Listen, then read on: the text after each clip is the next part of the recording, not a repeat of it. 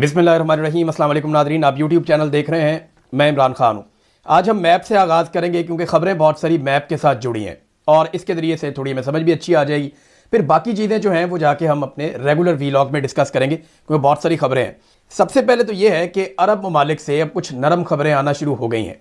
Donald Trump इतना time क्यों gain कर रहा है? यानी पहले डोनाल्ड ट्रंप ने 2 दिन का टाइम दिया कि 2 दिन के अंदर अंदर मैं हमला कर दूंगा और सब कुछ तबाह कर दूंगा। तबाही तो उसके बावजूद जारी रही है। डोनाल्ड ट्रंप भी अटैक कर रहे हैं और इसराइल भी अटैक कर रहा है, तो इसराइल का और अमेरिका का हमला तो रुक नहीं रहा।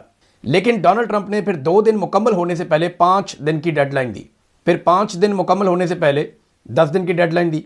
ईरान की जानिब से किसी किस्म का ऐसा जवाब अभी तक नहीं मिला जिससे ये उम्मीद की जाए कि कोई जंगबंदी हो जाएगी। तो ये हो क्या रहा है? देखिए, इस वक्त डोनाल्ड ट्रंप का जंग से निकलना डोनाल्ड ट्रंप के लिए बहुत बड़ी मुसीबत बन जाएगा। जो अमेरिका में आज के दिन में हुआ है 28 तारीख को, क्योंकि पाकिस्तान में वक्त जो है वो पहले चलता है, अमेरिका में बाद में आता है। तो पाकिस्तान में आपके पास 29 तारीख होती है, तो अमेरिका में 28 तारीख ही चल रही होती है। और जो कुछ 28 तारीख को अमेरिका में डोनाल्ड ट्रंप के साथ हुआ वो मैं आपको भी थोड़ी देर बाद बताऊंगा, क्योंकि वहां रिकॉर्ड लग रहे हैं, नए से नए रिकॉर्ड लग रहे हैं। और डोनाल्ड ट्रंप अमेरिका का वो वाहिद सदर बन गया है जो अपनी मुद्दत के दूसरे ही साल में इस कदर गिरावट का शिकार हो गया कि माजी में ऐसी कोई मिसाल मिलती नहीं है। अब मामला यह है कि अरबों को एक बात तो समझ आना शुरू हो गई है, उनके स्टेटमेंट भी आना शुरू हो गए हैं। और इसके पीछे एक रीजन जो है वो तुर्की, मिस्र और पाकिस्तान भी है। पाकिस्तान इस लड़ाई का हिस्सा बनना नहीं चाहता। पाकिस्तान की मिलिट्री एस्टेब्लिशमेंट ने कोशिश की थी, बुला के मौलवियों को डराया भी था और इधर उधर बातचीत भी ऐसी की थी, को बंदे शंदे भी मार दिए थे और इस तरह के स्टेटमेंट सियासतदानों से दिलवाए भी थे। लेकिन ये मौक़िफ़ अवाम में बिल्कुल पजीराई हासिल करने में नाकाम रहा। उन्हें इस बात का आइडिया हो गया है कि अगर हम सऊदी अरब के लिए ईरान से लड़े या अमेरिका और इसराइल के साथ मिलकर ईरान के साथ लड़े तो पाकिस्तान के अंदर हमारी मंजी ठुक जाएगी। लिहाजा ये भी अब पीछे हट रहे हैं और परेशान है कि हमने दिफाई मुआहदा तो कर लिया, अब जनाब मामला संभाले कैसे। तो ये सारे मिलकर सऊदी अरब को हाथ नहीं पकड़ा रहे और सऊदी अरब और अरब ममालिक अमेरिका को हाथ नहीं पकड़ा रहे। अब पहली मरतबा ऐसा हुआ कि कतर के बाद सऊदी अरब के बाद यूएई, इन सबके बयानात आना शुरू हो गए। उर्दन याद रखिएगा, उर्दन इसराइल के साथ ही रहेगा हमेशा, और वो उसका तरीक़ाकार ही वो है, वो बहुत पुराना उनका सिलसिला उनके साथ चल रहा है, वो अब छोड़ दें। लेकिन यहां पे अरब ममालिक में ये सोच पैदा हो गई है कि हम बहुत बड़े लूजर बन जाएंगे अगर हम इस लड़ाई के अंदर उतरे तो, और ईरान हमारे साथ बहुत बुरा कर सकता है। अगर हम ईरान को मारेंगे अनाउंस करके तो वो भी मारेगा। अब एक चीज पे आप गौर कीजिएगा, देखें नुकसान किसका होगा एंड ऑफ द डे। ये है सबसे बड़ी सोचने वाली बात, ये है जी अमेरिका। यहां से अमेरिका आता है और यहां लड़ाई चल रही है इस जगह पे, ये ईरान है। अब मुझे बताएं दुनिया का ये दूसरा कोना है, ये ईरान है। तो अमेरिका का क्या बिगड़ेगा? क्या ईरान या कोई और मुल्क यहां से मिसाइल मार सकते हैं अमेरिका के ऊपर? नहीं मार सकते। बहुत बड़ा फासला है। ये पूरा वर्ल्ड मैप आपके सामने पड़ा है, पूरा का पूरा अफ्रीका क्रॉस करना पड़ता है, गल्फ क्रॉस करना पड़ता है, यूरोप क्रॉस करना पड़ता है, अटलांटिक ओशियन क्रॉस करना पड़ता है, नहीं पहुंच सकता। इतनी कैपेसिटी नहीं है। हां, अमेरिका के पास ये कैपेसिटी है। अमेरिका ने किया ये कि ये जो रीजन है, ये वाला जो एरिया है, ये सारा, यहां पे अमेरिका ने अपनी बेसिस बनाई थी, मिलिट्री बेसिस। अमेरिका ने ओमान में, सऊदी अरब में, रेड सी में, इसराइल में, उर्दन में, इराक में, शाम में और हत्ता कि कुवैत के अंदर, यूएई के अंदर, कतर के अंदर, बहरीन के अंदर, हर तरफ अमेरिका ने अपनी बेसिस बनाई थी। और इन्हीं बेसिस के ऊपर ईरान वापस अटैक करता है। और सबको समझ आ गई है कि अमेरिका की रोकने की सलाहियत वो नहीं है जो हम समझ रहे थे। इक्का दुक्का मिसाइलों को वो रोक सकता है, लेकिन अगर कभी बड़ा हमला हुआ तो वो नहीं रोक पाएगा। अगर ये जंग नहीं रुकती तो नुकसान किसका होगा? सबसे पहले सोचने वाली बात यह है। तो सबसे बड़ा जो नुकसान होगा जंग ना रुकने की सूरत में, वो जनाब ये खित्ता है, ये वाला, इस खित्ते का सबसे बड़ा नुकसान होगा अगर जंग नहीं रुकती तो। ये सारा का सारा मिडिल ईस्ट है, ये तबाह हो जाएगा, इनका कारोबार बंद हो जाएगा। इनके यहां पे कारोबार है कौन से? इनका सबसे बड़ा कारोबार है तेल का और गैस का। तो वो कारोबार तो तब चलेगा ना जब ये आबनाए हुर्मस चलेगी।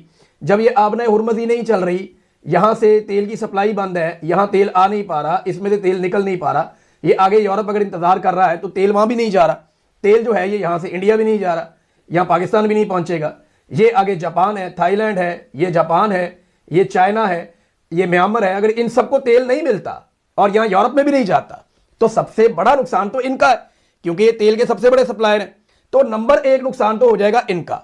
नंबर 2 सबसे बड़ा नुकसान किसका होगा और उनके नुकसान की भरपाई भी नहीं होगी, वो मैं आपको बताता हूं। नंबर 2 पे जिन ममालिक का सबसे ज्यादा नुकसान होगा वो है जनाब ये यूरोपीय ममालिक। इनका नुकसान सबसे बड़ा क्यों होगा? इन्होंने बेहतरीन इंडस्ट्री लगाई हुई है अपने मुल्कों में। ये करते ये थे कि दुनिया भर से तेल और एनर्जी और गैस ये ले जाते हैं अपने मुल्कों में।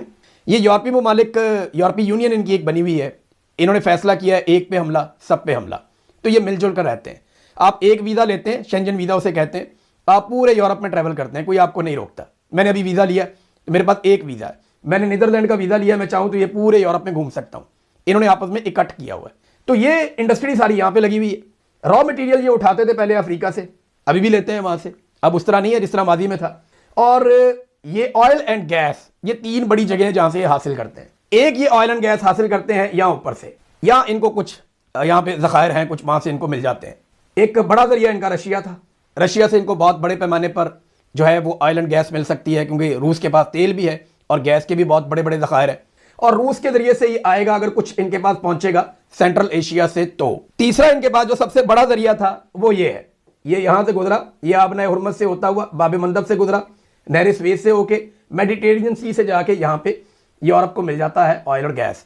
यहां से जर्मनी की इंडस्ट्री चल रही है, फ्रांस की इंडस्ट्री चल रही है, बेल्जियम की इंडस्ट्री चल रही है, स्पेन चल रहा है, बाकी कंट्रीज बहुत बड़े बड़े मुल्क हैं, पूरी दुनिया के अंदर इनका सामान जाता है बनकर, बेहतरीन कारनामे इन्होंने किए हुए हैं, तो वो सारा यहां से चल रहा था। तो इनको होगा सबसे बड़ा नुकसान दूसरे नंबर पे, इसीलिए यूरोप इस लड़ाई से बचना चाहता है। यूरोप को यह पता है कि अगर ये लड़ाई तूल पकड़ गई तो जितना अरसा ये लड़ाई चलेगी इस रीजन के अंदर, उतना अरसा यूरोप के हालात अच्छे नहीं होते, यूरोप की इंडस्ट्री बैठ जाएगी, वहां पे लगातार महंगाई बढ़ती चली जाएगी, इसलिए वो लड़ाई से लगातार अवॉइड कर रहे हैं। अमेरिका को इस लड़ाई में क्या फायदा है, ये अब मैं आपको बताता हूं, ये बहुत इंपॉर्टेंट है। देखें जी, ये है आपका अमेरिका, ये दो हिस्सों में, एक ये है और एक ये ऊपर अलास्का भी है, ये भी अमेरिका का हिस्सा है और ये रशिया के बिल्कुल साथ लगता है। बहुत सारे लोग ये समझते हैं कि रूस और अमेरिका बहुत दूर है, नहीं, एक तरफ से ये बहुत करीब भी है। जब इस मैप को आप ऐसे बंद करते हैं तो रशिया का ये वाला एरिया ये यहाँ से बाहर निकलता है और यहाँ से सामने अमेरिका है, तो इनके बीच में जो आखिरी फासला रह जाता है ना, वो 4.5 किलोमीटर का रह जाता है। एक तरफ जो है रशिया का इलाका है केप डेजनिया और दूसरी तरफ अमेरिका का अलास्का है, तो ये बहुत करीब है इधर से ना, वहाँ पे बीच में जजीरे भी हैं इनके, कुछ रशिया के पास हैं, कुछ अमेरिका के पास हैं, लेकिन वहाँ पे बहुत करीब होने के बावजूद कोई ऐसा कन्फ्लिक्ट है नहीं। भारत अमेरिका को फायदा क्या होगा, ये है जनाब वेनेजुएला, जिस पे अमेरिका ने हाल ही में कंट्रोल किया है। वेनेजुएला को कंट्रोल करने के बाद अमेरिका के पास अब ये सलाहियत है कि वो सबसे बड़ा ऑयल का जखीरा कंट्रोल कर चुका है। यहां पे अमेरिकन कंपनियां काम करेंगी, अमेरिका को तेल का मसला ही कोई नहीं है। माजी में अमेरिका भी अपना तेल यहां से लेकर जाता था, यहां से तेल निकलता था, यहां से यूं जाता था, अमेरिका को जाके मिलता था। माजी में ये होता था, अब नहीं होता। अब अमेरिका यहां से बहुत तेल ले लेता है, अमेरिका के अंदर अपनी प्रोडक्शन बहुत ज्यादा है, तो अमेरिका ने नए जखायर बहुत सारे अपने काबू कर लिए हैं। अमेरिका का 1% तेल बताया जाता है कि वो यहां से जा रहा था, नहीं भी जाएगा तो क्या फर्क पड़ता है, एक सिंबॉलिकली तेल जा रहा था ना, अगर नहीं जाएगा तो क्या फर्क पड़ता है। तो अमेरिका को फर्क कोई नहीं पड़ेगा, उसकी इंडस्ट्री भी चलेगी, उसका काम भी चलेगा। बल्कि होगा ये कि अमेरिका यहां से जो तेल प्रोड्यूस करेगा वो अटलांटिक ओशियन के जरिए से और पैसिफिक ओशियन के जरिए से, इन दोनों समुद्रों के जरिए से दुनिया के ममालिक को बेचेगा। किसको बेचेगा, यहां बेचेगा, यहां बेचेगा, यहां बेचेगा, इंडिया को भी बेचेगा, बाकी ममालिक को कोशिश करेगा बेचने की। तो अमेरिका का तो तेल बिकेगा, अमेरिका की मसनूआत भी बिकेगी। अमेरिका यूरोप को कहेगा कि आप भी हमसे खरीदें। अब जो तेल यहां से पहले यूं जाता था, अब यहां से यूं आएगा, यहां से यूं जाएगा, तो अमेरिका के कंट्रोल में यूरोप की मईशत भी आ जाएगी। लूजर कौन बनेगा, यूरोप, क्योंकि उसे महंगा तेल खरीदना पड़ेगा। चाइना का क्या बनेगा, जो सबसे बड़ा अमेरिका का कंपटीटर है। ये जो नीले रंग का नजर आ रहा है ना आपको, ये वाला, ये चाइना है, ये चाइना है जी, और इसका एक बॉर्डर लगता है रशिया के साथ। तो रशिया के पास तो ऑयल है, तो रशिया चाइना की जरूरत पूरी कर सकता है, और चाइना के पास एक ऐसे कोई ट्रेड रूट्स हैं जहां वो ईरान से भी तेल ले सकता है।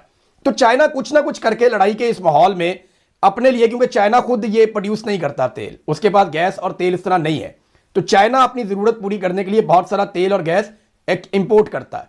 तो वो इंपोर्ट रशिया से कर लेगा और ईरान से कर लेगा, तो चाइना का काम भी चल जाएगा। ज्यादा जो ममालिक पिसेंगे वो गरीब और तरक्की पजीर ममालिक, जैसा कि पाकिस्तान, जैसा कि इंडिया, जैसा कि अफ्रीकी ममालिक, जैसा कि गल्फ, और सबसे ज्यादा यूरोप। इन ममालिक के ऊपर इंपैक्ट आएगा, इसीलिए यूरोप इस लड़ाई में नहीं जा रहा। और अब बार बार अरब ममालिक ये कहना शुरू हो गए हम इस लड़ाई को नहीं लड़ते। डोनाल्ड ट्रंप टाइम बार बार जो बढ़ाते हैं, जो मैं बात कर रहा था, वो इसलिए बढ़ाते हैं कि वो कोशिश कर रहे हैं कि सारे उनके साथ मिलकर ताकत के बलबूते पे ईरान को कंट्रोल करें और आबनाए हुर्मुज़ को जबरदस्ती खुलवाएं। अब अगर ये आबनाए हुर्मुज़ को जबरदस्ती खुलवाते हैं और ईरान नहीं खोलने देता और इसके नतीजे में नुकसान होता है, तो ये अंदाजा सबको हो गया है कि ईरान की पसली इतनी तगड़ी है और उसे इतनी सपोर्ट बाकी मुल्कों की मिल रही है कि उससे आप जबरदस्ती कर नहीं सकते, यहां ज्यादा नुकसान हो जाएगा। खित्ते की सारी जो तनसीबात हैं ऑयल की, वो तबाह हो जाएंगी, और इसमें अमेरिका को फिर भी फायदा रहेगा, वो सर्वाइव कर जाएगा। चाइना भी कुछ ना कुछ करके सर्वाइव कर जाएगा, रशिया का बहुत फायदा हो जाएगा। नुकसान किसका होगा, ये बेचारे साउथ एशिया के कंट्रीज जो है, पाकिस्तान, अफगानिस्तान, इंडिया और ये इससे आगे आप आ जाएं जापान वगैरह, साउथ अफ्रीका, ये जनूबी कोरिया वगैरह, इन लोगों का नुकसान हो जाएगा, अफ्रीकन कंट्रीज का नुकसान हो जाएगा, गल्फ तो बिल्कुल तबाही हो जाएगा, और उसके बाद यूरोप का सबसे बड़ा नुकसान होगा। ये बात अब सबको समझ आ गई, इसलिए सारे लड़ाई से अवॉइड कर रहे हैं। डोनाल्ड ट्रंप घेर के लड़ाई में लाता है, ये सारे लड़ाई से निकलते हैं, और इनकी कोशिश है कि ट्रंप यहां पे लड़ाई को अधूरा छोड़ के चला जाए। इसराइल का फायदा जरूर होगा। याद रखिएगा कि ये छोटा सा कंट्री है इसराइल, ये यहां पे है। मैं आपको एक मैप दिखाता हूं, ये मैप आप देखिए, ये नाज़रीन इसराइल है, ये एक्सपेंशन कर रहा है। इसराइल का मालो दौलत, उसका सारा सिस्टम पूरी दुनिया में पड़ा हुआ है, एक मालियाती निजाम के अंदर इसका बहुत बड़ा हिस्सा है इसराइल का। तो इसराइल के लिए ये प्रॉब्लम नहीं है, अगर आप इसराइल में जितनी इमारतें तबाह कर देंगे, जितने बंदे मार देंगे, यही इनका नुकसान है, और ये इस नुकसान को पूरा भी कर लेंगे क्योंकि इनके पास बेशुमार पैसा और सपोर्ट मौजूद है पूरी दुनिया में। अगर आप ये देखें कि 1946 में ये इसराइल का जो मैप है पूरा, ये फलस्तीन और इसराइल, ये कैसे था, तो ये सबद इलाका जो है, ये 1946 में ये जो हरा एरिया सारा, ये मुसलमानों के पास था, फलस्तीनियों के पास था। ये छोटा सा जो ये येलो एरिया छोटे छोटे हैं, यहां पे इसराइली आके नए नए बसे थे, मुसलमानों ने इनको जमीनें दी थी और बेची थी। इसके बाद 1947 में लड़ाई होती है, फिर इसराइल ऐसे हो गया, ये देखें, ये बढ़ गया और मुसलमानों का इलाका कम हो गया, लेकिन जेरूशलम मुसलमानों के पास था। 1967 में जंग होती है और इसराइल काफी हद तक जेरूशलम पे भी कब्जा कर लेता है और बहुत सारे एरिया पे मजीद कब्जा करता है। अब इसराइल ये इतना बड़ा हो गया है, ये सारा एरिया इसराइल के पास है, और ये थोड़ा सा एरिया मुसलमानों का कम होते होते ये गजा है, और ये जेरूशलम उसकी सराउंडिंग है, जिसको वेस्ट बैंक आप कहते हैं। और अब आप ये देखें कि आज सूरत हाल ये है कि मुसलमान नुक्तों में छोटी छोटी आबादियों में बंद कर दिए, और बाकी सारा इलाका यहूदी आबादकारियां, और उसके साथ ये इसराइली इलाका है। तो इसराइल अपने आप को एक्सटेंड कर रहा है। ये इस वक्त आपको जो इसराइल का या फलस्तीन का मैप नजर आता है, वो ऐसे ये लंबूतरा मैप है। मुस्तकबिल में ये मैप कैसा होगा, इसके बारे में प्रेडिक्शन की जाती है, और बहुत सारे लोग कहते हैं कि ग्रेटर इसराइल बनेगा, और वो इसलिए कहते हैं कि हजरत सुलेमान अलैहिस्सलाम के दौर में जो एक पूरी रियासत थी वो उसको बनाना चाहते हैं। बहुत सारे लोग इस मिथ को बोलते हैं। तो ये है वो मैप जिसे ग्रेटर इसराइल कहते हैं। यानी अभी आपको मैंने दिखाया कि वो बिल्कुल लंबूतरा और बारीक एक मैप है, वो इस एरिया में है, लेकिन मुस्तकबिल में इसराइल इस तरह का होगा, ये दावा किया जाता है और इस ख्वाहिश का बार बार इजहार किया जाता है। ये देखने, ये वो मैप है जो पुराना है, हजरत सुलेमान अलैहिस्सलाम के दौर में जो एक रियासत होती थी वो इस नौयत की होती थी, और दावा किया जाता है कि इसी को दोबारा बनाया जाएगा। अब अगर ये बन जाती है या बनाने की कोशिश की जाती है, देखें ना, अगर अरब ममालिक और ईरान ये सारे आपस में लड़ेंगे तो कमजोर हो जाएंगे, जब कमजोर हो जाएंगे तो इन पे कंट्रोल करना आसान हो जाएगा, और यही बात तुर्की बार बार समझाता भी है। अब आप ये देखें कि इसमें कौन कौन से ममालिक फंसेंगे। ये आ गया एक और मैप, ये देखें, ये जॉर्डन सारा का सारा गया। इसका कलर चेंज करते हैं ताकि आपको आसानी से नजर आए। ये देखें, ये जॉर्डन जिसको आप उर्दन कहते हैं सारा का सारा गया, सीरिया जिसको आप शाम कहते हैं वो भी गया, लबनान ये पूरा इसका हिस्सा है, ये जो मेडिटेरेनियन सी है इसका एक बहुत बड़ा हिस्सा इसके पास है, साइप्रस का जजीरा उधर चला जाएगा, तुर्की का एक हिस्सा चला जाएगा। इसके बाद ये तुर्की के बाद ईरान का कुछ हिस्सा है जो बताया जा रहा है कि वो भी शामिल हो जाएगा इस मैप के मुताबिक। कुवैत का एक बहुत बड़ा हिस्सा है, वो भी ग्रेटर इसराइल में चला जाएगा। सऊदी अरब का एक बहुत बड़ा हिस्सा है, वो भी ग्रेटर इसराइल में चला जाएगा। रेड सी का एक बहुत बड़ा पोर्शन है, ये भी चला जाएगा। और ये मिस्र का एक बहुत बड़ा पोर्शन स्वेज कैनाल समेत ये भी इसराइल का हिस्सा बन जाएगा, ये दावा किया जाता है। यानी ईरान, इराक, शाम, लबनान, मिस्र, सऊदी अरब, बहुत सारे ममालिक जो हैं, तुर्की इवन, और कुवैत और रेड सी, और इसके अलावा ये पहुंच जाएंगे यहां तक, ये जो पर्शियन गल्फ है। तो ये एक प्लान है जो बहुत अरसे से है, बहुत सारे लोग इस पर बात करते हैं, मुख्तलिफ मज़ाहिब के मानने वाले इसके ऊपर बात करते हैं, और इसी के बारे में कहा जाता है कि आखिरी लड़ाई यहां पे गालिबन होगी। और इसके बारे में, चाहे वो इस्लाम है, चाहे ईसाइयत है, चाहे यहूदियत है, हर मज़हब के अंदर ये एरिया, ये खित्ता, यहाँ की लड़ाई, इसकी बहुत सारी प्रेडिक्शंस मौजूद हैं। और इस पर कुछ अर्सा पहले एक वज़ीर दिफा अमेरिका के, उन्होंने भी बात की थी, जो अमरीकी सफ़ीर है इसराइल के अंदर, उसने भी इस पर बात की थी। और इसराइल के अंदर तो बेशतर लोग इस पर बात करते रहते हैं, अरब दुनिया में भी इस पर बात होती है कि ये एक एक्सपेंशन का प्लान है। तो नाज़रीन, मैं उम्मीद करता हूँ कि ये जो प्रेजेंटेशन थी इससे बेहतर समझ आ रही होगी हमें कि मामला किस तरफ जा रहा है और किसका ज़्यादा नुकसान हो रहा है। बहरहाल ये चीज़ें हम आइंदा भी डिस्कस करते रहेंगे। अभी इस वक्त जो बड़ी खबर है वो अमेरिका में बहुत बड़ी डेवलपमेंट हुई है, बहुत बड़े पैमाने पर लोग निकले हैं। नो किंग्स मूवमेंट, ये डोनाल्ड ट्रंप के हुकूमत करने के तरीके के खिलाफ अमेरिकन इकट्ठे हो गए। इनके मुतालबात पहले मैं आपके सामने रखता हूँ, फिर बताता हूँ ये कितनी बड़ी मूवमेंट है। ये इसका 5वां दौर हुआ है। इससे पहले ये 4 मरतबा इकट्ठे हुए।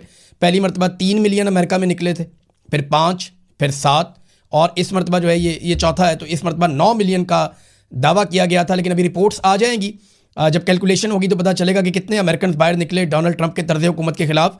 इनके जो बड़े मुतालबात हैं, एक तो अथॉरिटेरियनिज्म, यानी ताकत पसंदी, ताकत से चीज़ों को कंट्रोल करने की एक सोच, फिर इमिग्रेशन की जो पॉलिसीज़ हैं डोनाल्ड ट्रंप की, फिर जमहूरी असूलों की जो खिलाफ वर्जी है, फिर बढ़ती हुई जो महंगाई है, प्राइसेस बहुत बढ़ रही हैं अमेरिका में, फिर ईरान जंग के हवाले से और जो खारजा पॉलिसी है डोनाल्ड ट्रंप की उस पर, फिर लीडरशिप का एक फुकदान है अमेरिका में, ये भी कहा जाता है, और अमरीकी तशख़्ख़ुस की एक तबाही हो रही है। ये वो बड़ी चीज़ें हैं जिन पे अमेरिकन बाहर निकले हैं। ये जो मुजाहरे हुए, इनके बारे में अब तक जो रिपोर्ट हुआ है कि 3000 अलग अलग मुकामात पे बहुत बड़ी तादाद में अमेरिकन बाहर निकले हैं। एक एक रियासत में अमेरिका के 50 से 70-80 मुकामात पे भी एहतजाज हुए हैं। ये एहतजाज सिर्फ अमेरिका के अंदर नहीं हुए, बल्कि जो अमेरिकन अमेरिका से बाहर रहते हैं उन्होंने भी मुख्तलिफ ममालिक में एहतजाज किए। फ्रांस में रिपोर्ट हुआ और दीगर ममालिक में रिपोर्ट हुए। तो ये एहतजाज अमेरिका से बाहर भी हुए, लेकिन बड़े एहतजाज लाखों की तादाद में लोग निकले, वो अमेरिका के अंदर निकले हैं। अब नंबर्स कितने थे ये मैं कह सकता हूं कि किसी भी अमरीकी सदर के खिलाफ ये चलने वाली सबसे खौफनाक तहरीक है। कोई भी सदर अपने इक़्तिदार के दूसरे साल में इतना गैर मकबूल नहीं हुआ जितना डोनाल्ड ट्रंप हो गया। डोनाल्ड ट्रंप अपनी पॉलिसीज़ और अपने कारनामों की वजह से अमेरिका में लगातार उनकी मकबूलियत ज़मीन बोस हो रही है। लेकिन आप देखें फ़र्क कितना है, वहाँ पे वो जमहूरियत के लिए आवाज़ उठा रहे हैं, इसके बावजूद इतनी जमहूरियत है वहाँ पे कि कोई बंदा उन्होंने मारा ही नहीं। चादर और चार दीवारी का तकद्दुस पामाल नहीं किया। अमरीकी फ़ौजियों ने घरों का चादर और चार दीवारी का तकद्दुस पामाल नहीं किया। ख़वातीन को, बच्चों को सड़कों पे नहीं घसीटा, मारा कुट्टा नहीं, लोगों को अगवा नहीं किया, अगवा बराए बयान नहीं किया, लोगों पे टॉर्चर नहीं किया, लोगों को जबरी तौर पे लापता नहीं किया। इसके बावजूद लोग इतनी बड़ी तादाद में निकल रहे हैं। पाकिस्तान होता, डोनाल्ड ट्रंप को बहुत कुछ सीखना पड़ेगा अपने फेवरेट फील्ड मार्शल से और शहबाज शरीफ से, जो बड़ा फेवरेट उनका प्राइम मिनिस्टर है। और वो अब उन्होंने एक और बयान दे दिया कि मैं नालायकों को पसंद करता हूँ। ये बड़ी अजीब बात है। एक दफ़ा वो कहते हैं मैं इनको पसंद करता हूँ, दूसरी दफ़ा वो कहते हैं मैं नालायकों को पसंद करता हूँ। तो ये अब जिस चीज़ को वो पसंद करते हैं डोनाल्ड ट्रंप, वो सारे लोग अब सोचना शुरू हो गए कि ये क्या मुसीबत है। बहरहाल डोनाल्ड ट्रंप का कोई पता नहीं, कहीं भी कोई स्टेटमेंट दे देता है। मैं नहीं कह रहा, डोनाल्ड ट्रंप कहता है कि मैं नालायकों को पसंद करता हूँ। अब डोनाल्ड ट्रंप की जो पॉलिसियाँ हैं उसके खिलाफ अवामी नफरत बढ़ रही है, और जो तर्ज हुक्मरानी है ये अमेरिका के किसी भी सदर के साथ इस तरह का काम नहीं हुआ जो डोनाल्ड ट्रंप के साथ हो गया है। अब ये बढ़ता हुआ प्रेशर डोनाल्ड ट्रंप के साथ क्या करता है इसके बारे में हम कुछ कह नहीं सकते, क्योंकि डोनाल्ड ट्रंप को बैनुल अक़वामी सतह पे भी तन्हाई का सामना है। मैंने आपको अभी बताया थोड़ी देर के पहले, वो बार बार जो टाइम गेन कर रहे हैं, वो दुनिया को अपने साथ इस लड़ाई में खड़ा करना चाहते हैं, लेकिन दुनिया इस लड़ाई में उनके साथ खड़ी नहीं हो रही। अमेरिका के अंदर डोनाल्ड ट्रंप के साथी डोनाल्ड ट्रंप पे दबाव डाल रहे हैं कि निकलो इस लड़ाई से जितनी जल्दी हो सकता है, लेकिन डोनाल्ड ट्रंप बज़िद है कि मैं यहाँ से हार कर नहीं निकल सकता, क्योंकि उसकी कीमत बहुत बड़ी है। डोनाल्ड ट्रंप का सारा करियर, उसके ख़ानदान का सारा करियर, पूरी एम्पायर जो है वो दाव पे लग जाएगी, और फिर ये इस मसले में से, इस स्कैंडल में से कभी नहीं निकल पाएंगे। फिर एप्स्टीन का स्कैंडल इनका इंतज़ार कर रहा है, फिर इमिग्रेशन पॉलिसी के अंदर जो इन्होंने तब्दीलियाँ की हैं वो एक बहुत बड़ा प्रॉब्लम क्रिएट कर रहा है। तो अमेरिका में डोनाल्ड ट्रंप के लिए कोई अच्छी खबरें नहीं है, और बैनुल अक़वामी सतह पर भी कोई इतनी अच्छी खबरें नहीं है। इमरान खान साहब के दौरे हुकूमत में नाज़रीन एक नेशनल सिक्योरिटी एडवाइज़र हुआ करते थे मुहीद यूसुफ साहब, और मुहीद यूसुफ साहब ने एक स्टेटमेंट दिया है। उन्होंने कहा जी मैं सोशल मीडिया पे अपने नज़रियात मुसल्लत करने के लिए नहीं आता, लेकिन मैं ये बात ज़रूरी कहना चाहता हूँ कि अगर अगले हफ्ते के अंदर इस बहरान का कोई हल ना निकाला गया तो तारीख़ इस मशरिक़ वस्ता के तनाज़े को तीसरी आलमी जंग के तौर पर याद रखेगी। बहुत जल्द ये आलमी तनाज़े की शक्ल इख्तियार कर लेगा, चाहे ममालिक की तादाद हो, तशद्दुद की शिद्दत हो, या इसके तबाहकुन असरात का दायरा हो। जो लोग इसे रोक सकते हैं उन्हें फ़ौरन इसको होने से रोकना चाहिए। अब एक ही तरीका है कि जंगबंदी हो जाए, और ईरान को किसी के ऊपर एतबार नहीं है। पाकिस्तान के वज़ीर आज़म ने कोई हौसला अफजा बात नहीं की।